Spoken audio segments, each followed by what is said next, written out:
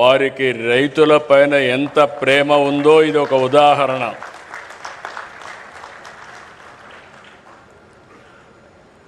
ఈరోజు first time దేశంలో తొలి non GMO popcorn maize hybrid విత్తనం ఇక్కడ ఆవిష్కరించడం, రైతుల్ని సన్మానించడం నాకెంతో సంతోషంగా ఉంది. ఈ హైబ్రిడ్ విత్తనం భారత నేలపైన వాతావరణ పరిస్థితులకు అనుగుణంగా దేశీయంగా పాప్కార్న్ ఉత్పత్తిలో స్వయం సమృద్ధి సాధించేందుకు ఈ నూజివీడు గడ్డపైన ముసునూరులో చేయడం మనందరికీ గర్వకారణం. దేశీయ విత్తనాన్ని ఆవిష్కరించిన గోర్మే పాప్కార్నియా సంస్థకి మనస్ఫూర్తిగా శుభాకాంక్షలు.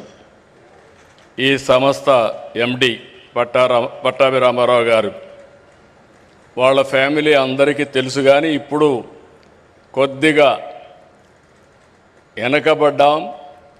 ఆ ఫ్యామిలీ ఈస్ట్ గోదావరి జిల్లాలో ఎస్పీబీ పట్టాభి రామారావు గారు ఆ రోజు కేంద్రంలో మంత్రిగా ఉండడం, వీళ్ళ చిన్న తాత సత్యనారాయణ గారు మళ్ళీ ఎన్డీఏలో వాజ్పేయి గవర్నమెంట్లో మంత్రిగా పనిచేయడం, అదే మరి వాళ్ళు ఎప్పుడో షుగర్ ఫ్యాక్టరీ పెట్టి రైతుల్ని ఏ విధంగా ఆదుకోవాలని ఆదుకున్న చరిత్ర.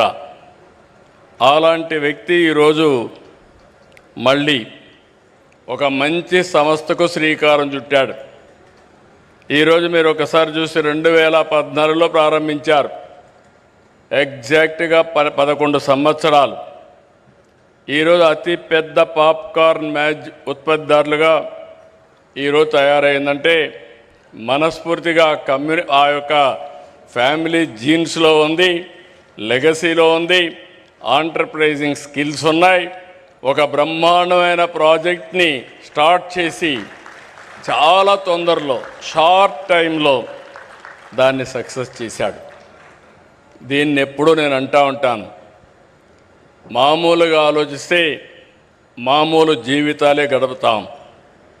ప్రతి ఒక్క పని కూడా వినూత్నంగా చేయాలి, ఇన్నోవేటివ్గా చేయాలి, అప్పుడే సాధ్యమవుతుంది. దానికి ఇది ఒక ఉదాహరణ. దేశంలో 17,500 మంది రైతులతో దాదాపు 40,000 ఎకరాల్లో వేశారు. 11 సంవత్సరాల్లో 8 రాష్ట్రాలకు వెళ్ళారు. ఇది మామూలు చిన్న విషయం కాదు. ఇక్కడుండే ప్లాంట్ మీరు చూస్తే 29 టన్నుల సామర్థ్యంతో ఏషియాలోనే అతి పెద్ద పాప్కార్న్ ప్రాసెసింగ్ కేంద్రం ఇక్కడ ఏర్పాటు చేశారంటే అది వారి యొక్క ఆలోచన విధానం, వారు చేసినటువంటి ఒక ఇన్నోవేషన్.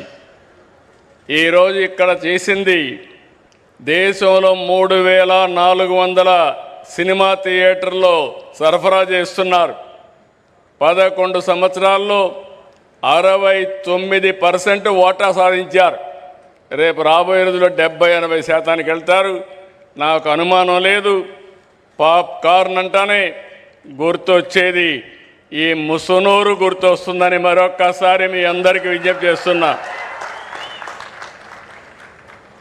ఇక్కడ చూస్తే యాంత్రీకరణ, విత్తనాలు, సాగులో సాంకేతికత, కొనుగోలు ధరలు నిర్ణయించడం, నేరుగా వాట్సాప్ గ్రూపులు పెట్టి, బ్యాంక్ అకౌంట్లు పెట్టి నేరుగా రైతులకు బ్యాంకుల్లో డబ్బులు వేయడం. ఏ రైతు కూడా ఇబ్బంది పడాల్సిన అవసరం లేదు, ఆలోచించాల్సిన పని లేదు. ఒక్కసారి ఈ కంపెనీతో కానీ ఎంఓయూ చేసుకుంటే ఇంకా తిరుగు ఉండదని మరొక్కసారి మీ అందరికీ విజ్ఞప్తి చేస్తున్నా. అది ఈ కంపెనీ యొక్క విశిష్టత. 11 ఏళ్లకు మునుపు మన దేశంలో అమ్ముడైన ప్రతి పాప్కార్న్ కోన్పై ఖర్చు చేసిన డబ్బులన్నీ 70% పైగా బ్రెజిల్, అర్జెంటీనాకి వెళ్ళాయి. ఈరోజు ఆ 70% మన రైతులకే చేరుతా ఉంది. ఇప్పటికే మీరు ఒకసారి చూస్తే దేశానికి 125 million American dollars foreign exchange కూడా ఆదా అయింది. 11 ఏళ్లలో పాప్కార్న్ మొక్కజొన్న ఉత్పత్తి వాటా 30% నుంచి 65%కి పెరిగింది. ఇదన్నీ చూసిన తర్వాత నాకు ఏమాత్రం వారు అన్నారు ఇప్పుడు మాట్లాడుతూ ఏషియా మార్కెట్ అంతా క్యాప్చర్ చేస్తామని. ఏషియా మార్కెట్ కాదు, ప్రపంచంలో అన్ని దేశాలకి ఇక్కడ తయారు చేసిన పాప్కార్న్ పంపించే బాధ్యత మీది. మీరు అనుకుంటే 11 ఏళ్ళు చేశారు, ఇంకొక 10-15 ఏళ్లలో గ్లోబల్ మార్కెట్ అన్ని కంట్రీస్ కూడా క్యాప్చర్ చేసే పరిస్థితి వచ్చింది. ఇప్పుడే ఉపరాష్ట్రపతి గారు అంటున్నారు, మంచి ఆలోచన, నేను కూడా మాట్లాడతాను రైల్వే మినిస్టర్తో. ఇక్కడ ఉత్పత్తి చేసిన పాప్కార్న్ని అదే సమయంలో అరకు కాఫీని ఎక్కడ రైల్వే స్టేషన్లు అన్నీ పెడితే ఆంధ్ర పాప్కార్న్, అరకు కాఫీ తాగే పరిస్థితి వస్తుందని చెప్పి కూడా నేను మీకు తెలియజేస్తున్నా. వికసిత్ భారత్ ఈరోజు మనందరం కూడా ఆలోచిస్తున్నాం. ఈరోజు మీరు ఇక్కడ చూస్తే అరకు కాఫీ కానీ, ఇక్కడ పాప్కార్న్ కానీ, కొండవీటి బొమ్మలు కూడా మీరు చూశారు, ఎద్దల బండి కూడా, ఇవన్నీ స్వదేశీ. ఇది మన ప్రధానమంత్రి కోరుకునే విధానం. తప్పకుండా స్వదేశీ విధానంతో మనం అందరం కూడా స్వయం సమృద్ధి సాధించడమే కాదు, ప్రపంచానికి మనం ఉత్పత్తి చేసిన వస్తువుల్ని ఎగుమతి చేసే రోజు చాలా దగ్గరలో ఉందని చెప్పి కూడా నేను మీకు తెలియజేస్తున్నా. వ్యవసాయంలో అనేక మోడల్స్ రావాలి. ఈ విషయంలో నేను అందరినీ కోరుతున్నా. ఎందుకంటే మీరు ఒకసారి చూస్తే ఎన్డీఏ ప్రభుత్వం అటు కేంద్రంలో ఇటు రాష్ట్రంలో వ్యవసాయాన్ని ఒక జీవనోపాధిగానే చూడడం లేదు. వ్యవసాయాన్ని ఒక ఆర్థిక శక్తిగా, రైతుల్ని ఒక ఆంట్రప్రెన్యూర్గా చూడాలనేది మా విధానం. వ్యవసాయ ఉత్పత్తుల్ని ప్రాసెస్ చేసి విలువ జోడిస్తే ఏ విధంగా ఉంటుందో ఈరోజు ఈ యొక్క ఇండస్ట్రీ ఒక ఉదాహరణ. ఆంధ్రప్రదేశ్ రాష్ట్రంలో అక్వా, అరకు కాఫీ, పామాయిల్, ఇంకో పక్క మీరు చూసి కోకో, మిరప, మామిడి, టమోటా, పసుపు, మొక్కజొన్న, మీరు వాణిజ్య పంటలు ఏమి తెలుసుకున్నా ప్రపంచంలో పండించే వాణిజ్య పంటలు మన రాష్ట్రంలో పండడం మనందరికీ గర్వకారణం అని చెప్పి కూడా నేను మీకు తెలియజేస్తున్నా. అయితే దీనికి ప్రాసెస్ చేసి, వాల్యూ యాడ్ చేసి, బ్రాండ్ ప్రమోట్ చేసి అంతర్జాతీయ మార్కెట్లు తీసుకుపోతే దాని విలువ అనేక రెట్లు పెరుగుతుంది. అప్పుడే భారత రైతాంగం రాజుగా ఎదిగే పరిస్థితికి వస్తారు. ఈరోజు చాలామంది కుటుంబాలు నేను చూస్తున్నాను, ఒకప్పుడైతే మన రాష్ట్రం నుంచి ఎక్కడ నీళ్లుంటే అక్కడికి మన రైతులు, ఆదర్శ రైతులు వెళ్ళి వ్యవసాయం చేసేవాళ్ళు. ఇప్పుడు నేను పిలిపిస్తున్నాను, ప్రతి ఒక్క రైతు కుటుంబం ఆలోచించాలి. మీరంతా ఫుడ్ ప్రాసెసింగ్కి రావాలి, ఎండ్ టు ఎండ్ సొల్యూషన్ ఇవ్వాలి. ఈరోజు ఇక్కడ చూస్తే ఈ కంపెనీ చేసింది, ఒకసారి అగ్రిమెంట్ చేసిన తర్వాత మెకనైజేషన్ కానీ, ట్రేసబిలిటీ కానీ, ప్రాసెసింగ్ కానీ, బ్రాండ్ ప్రమోషన్ కానీ చాలా పర్ఫెక్ట్గా చేశారు. ఇది భారతదేశంలో ముఖ్యంగా మన రాష్ట్రంలో ఇది ఎక్కువ రావాలని చెప్పి కోరుకుంటున్నా. నేను ఎక్కువ ఫుడ్ ప్రాసెసింగ్ ఎక్కువ ఇంపార్టెన్స్ ఇస్తున్నాను.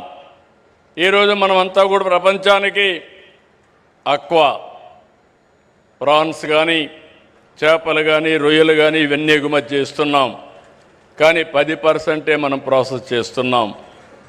ఈ 10% కానీ 50, 60, 70 తీసుకెళ్తే ఉపాధి వస్తుంది, వాల్యూ అడిషన్ వస్తుంది, ఫారిన్ ఎక్స్చేంజ్ కూడా పెరిగే అవకాశం ఉంటుందని చెప్పి కూడా నేను మీకు తెలియజేస్తున్నాను.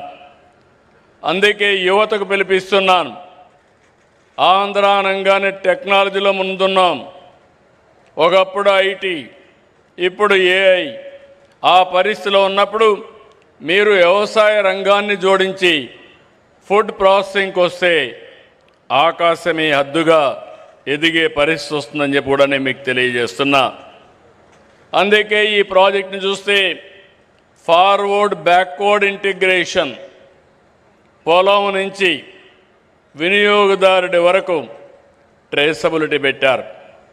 ఎక్కడికక్కడ మూమెంట్ కూడా మానిటర్ చేసే పరిస్థితికి వచ్చారు. ఇలాంటివి చూసినప్పుడు నేను అందుకే మీ అందరికీ ఒకటే విజ్ఞప్తి చేస్తున్నా. ఆంధ్రప్రదేశ్ ఈరోజు నేను చాలాసార్లు చెప్పాను, ఈరోజు టెక్నాలజీ నాలెడ్జ్ ఉంది, ఇన్స్పైరింగ్ టైంలో ఉన్నాం.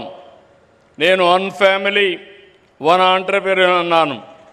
అంటే ప్రతి ఒక్క కుటుంబంలో ఒక పారిశ్రామికవేత్త రావాలనేది నా ఉద్దేశం. ఆ పారిశ్రామికవేత్త కూడా ఏదో ఇక్కడ చేయడమే కాదు, మనం పండించిన లేకపోతే మనం ఉత్పత్తి చేసినటువంటి ప్రోడక్ట్ని గ్లోబల్ ప్రోడక్ట్గా చేయాల్సిన అవసరం ఉంది. ఆ దిశగానే ఈరోజు మన వాళ్ళు చేశారు. చాలా సంతోషం. దీనికి మరొక్కసారి మనస్ఫూర్తిగా అభినందిస్తూ, ఒక్క విషయం మనం గుర్తుపెట్టుకోవాలి, ఆహారపు అలవాట్లు మారాయి. దానికి అనుగుణంగా పంటల సాగు కూడా మారాలి. ఒకప్పుడు వరినే పండించేవాళ్ళం, ఇప్పుడు బియ్యం తినే తగ్గించారు. కార్బోహైడ్రేట్స్ తగ్గించి ప్రోటీన్ కానీ ఫ్రూట్ కానీ ఇలాంటి ఫుడ్కు పోయే పరిస్థితికి వచ్చారు. అందుకే మనం కూడా రాబోయే రోజుల్లో ఇక్కడ చూశాను నేను, ఇప్పుడు వస్తూ ఉంటే చూస్తే నూజివీడు ప్రాంతం అంతా కూడా ఎంత కళకళలాడుతూ ఉందంటే, ఎక్కడ చూసినా పామాయిల్, హార్టికల్చర్, అదే మాదిరిగా కోకో, ఇవన్నీ చూసినప్పుడు చాలా ఆనందంగా ఉంది. ఒకప్పుడు మచిలీపట్నం ఏరియాని చూస్తే ఇక్కడ రైతాంగం బాధపడేవాళ్ళు. ఇప్పుడు ఈ ప్రాంతం రైతాంగాన్ని చూసి మచిలీపట్నం కృష్ణా డెల్టా రైతాంగం ఆలోచించే పరిస్థితికి వచ్చిందంటే అది మార్పులో వచ్చిన విధానం. ఆ విషయం మనం గుర్తుపెట్టుకోవాలి. ఈరోజు రాష్ట్రంలో అక్వాకల్చర్ని, హార్టికల్చర్ని, వాణిజ్య పంటలనే పండిస్తున్నాం. ఒకప్పుడు రాయలసీమ కరువు సీమ, ఇప్పుడు రాయలసీమలో సిరులు పండించే పరిస్థితికి వచ్చాం. ఇంకో పక్క ఈరోజు మీరు చూస్తే దీని మీద పెద్ద ఎత్తున నేను ఎప్పుడూ మాట్లాడుతున్నాను. రాబోయే రోజుల్లో 20-30 సంవత్సరాల్లో ఎలాంటి పంటలు ఉండాలి, ఎలాంటి ఆర్థిక వ్యవస్థ ఉండాలి, దేనికి భవిష్యత్తు ఉంటుందో ఎప్పటికప్పుడు మాట్లాడుతూ, మాటల్లోనే కాదు యాక్షన్లో కూడా చేయడం కోసం రాయలసీమని ప్రపంచానికే ఒక హార్టికల్చర్ హబ్గా తయారు చేస్తున్నాం. సెప్టెంబర్లో 1,00,000 కోట్ల రూపాయలు ఖర్చు పెట్టే ప్రాజెక్ట్ని ప్రారంభిస్తున్నాం. 40,000 కోట్ల రూపాయల ప్రభుత్వం, 60,000 కోట్ల రూపాయల ప్రైవేట్ ఇన్వెస్ట్మెంట్తో ప్రపంచం మొత్తం గర్వించే విధంగా, ప్రపంచానికి సరఫరా చేసే విధంగా గ్లోబల్ హార్టికల్చర్ హబ్ను తయారు చేస్తున్నాం. వచ్చే 3 ఏళ్లలో 36 సాగునీటి ప్రాజెక్టుల్ని 35,000 కోట్ల రూపాయలు ఖర్చు పెట్టి పూర్తి చేస్తున్నాం. నీళ్లుంటే రాయలసీమ ఒక ఉదాహరణ ఏ విధంగా మారిందో. అదే సందర్భంగా ఈ ప్రాజెక్టులన్నీ మీరే చూశారు. ఇక్కడ ఒకప్పుడు గోదావరి నీళ్లు సముద్రంలోకి పోయేటివి.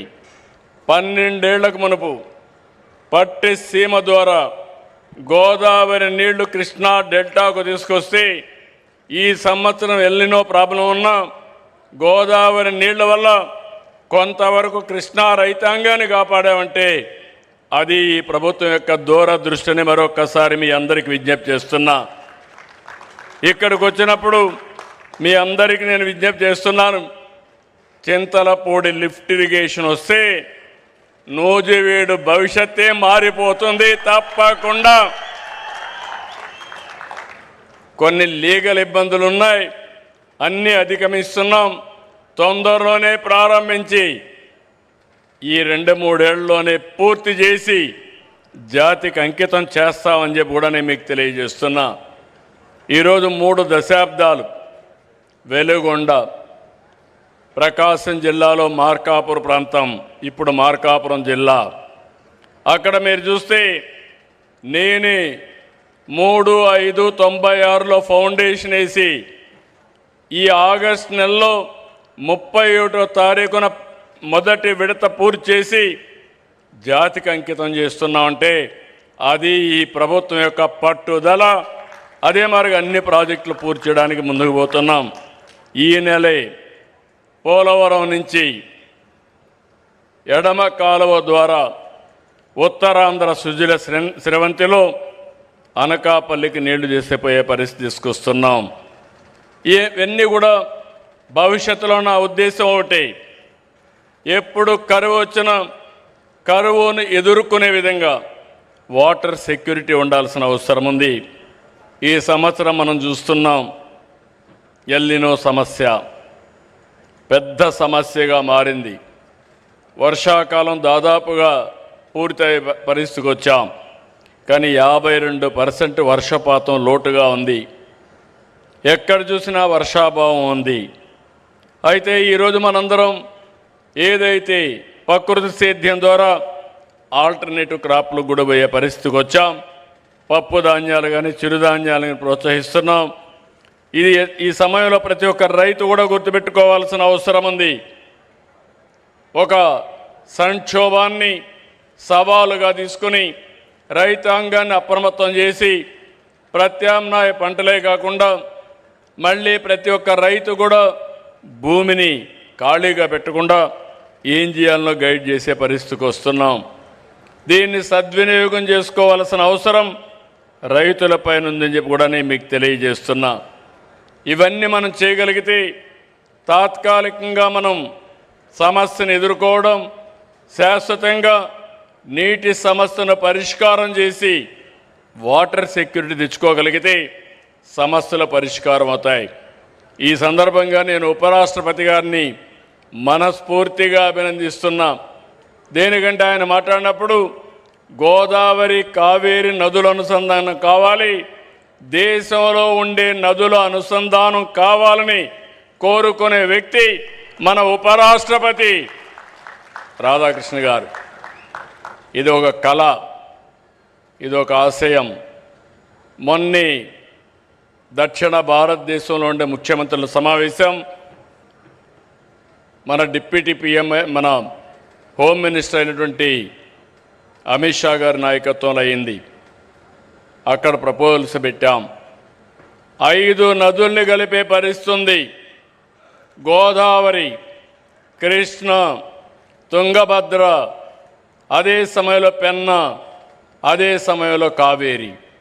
ఈ 5 నదులు కలపగలిగితే 4 రాష్ట్రాల్లో సమస్య పరిష్కారం అవుతుంది. నీళ్లు తీసుకుపోవడమే కాదు, దీనివల్ల కష్టకాలంలో ఇది ఒక స్టెబిలైజర్గా స్థిరీకరణ చేసే అవకాశం వస్తుంది. వారు తొందరలోనే దీనికి ఒక కార్యాచరణ తయారు చేస్తాను కూడా హామీ ఇచ్చారు.